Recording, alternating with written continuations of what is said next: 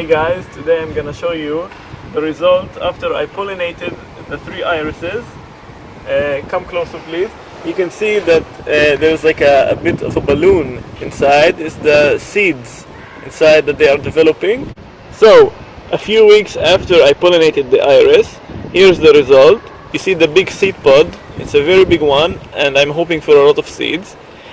A few weeks later the seed pod will become brown, and this is the sign of to collect those seeds for next season for sowing them in October. Here are the iris seeds, and this is how they look like.